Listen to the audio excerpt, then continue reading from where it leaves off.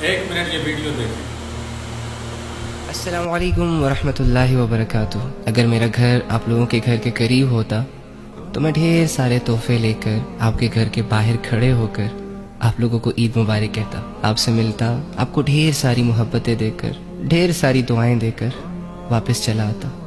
لیکن دور ہونے کا مطلب یہ بھی تو نہیں ہے نا کہ ہم آپ کو محبت نہ دے سکے، وہ محبت جو کہ میرے دل میں ہے آپ لوگوں کے لیے، اس محبت کا اظہار نہ کر سکوں۔ اوکے فائن، آپ میرے گھر سے دور ہیں لیکن میرے دل کے تو قریب ہے، محبت ہے نا آپ سے اللہ کی خاطر۔ دنیا کی محبتوں میں لوگ جان دینے کے دعوے کرتے ہیں، تو جو محبت اللہ کی خاطر ایک دوسرے سے کی جائے، اس محبت میں کتنا اثر ہوتا ہے، کتنا سکون ہوتا ہے، یہ تو وہ دو محبت کرنے والے جانے جو آپس میں صرف اللہ کی رضا کی خاطر ایک دوسرے سے محبت رکھتے ہیں، ایک دوسرے کی عزت کرتے ہیں، ایک دوسرے کو سمجھاتے ہیں اور ایک دوسرے کے لیے یہ دعائیں کرتے ہیں کہ اللہ ہمیں ایسی زندگی گزارنے کی توفیق عطا فرما کہ جس زندگی سے تو راضی ہو، ہمیں ایسی موت عطا فرمانا کہ جس موت سے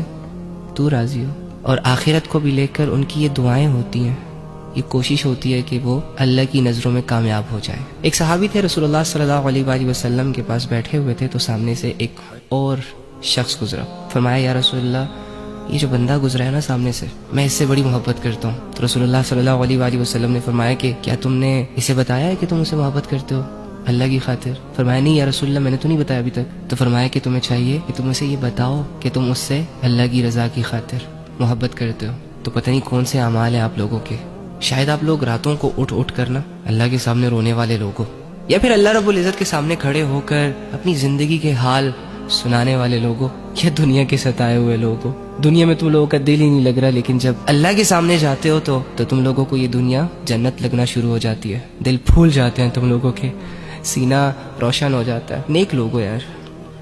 ہاں وہ الگ بات ہے کہ آج تک جس نے بھی آپ کو دیکھا اس نے آپ کو ٹونٹ کیا، بڑے بڑے فلسفے جھاڑے، لیکن سمجھا کوئی نہ۔ ہر کسی نے انگلی اٹھائی آپ پر کہ تم ایسے ہو، تم ویسے ہو، تم سے یہ ہو رہا ہے، تم سے وہ ہو رہا ہے، لیکن کسی نے آپ کو اپنے گلے سے لگا کر یہ نہیں کہا کہ یار تو جیسا بھی ہے بھائی ہے میرا، تو جیسی بھی ہے بہن ہے میری، ہے نا۔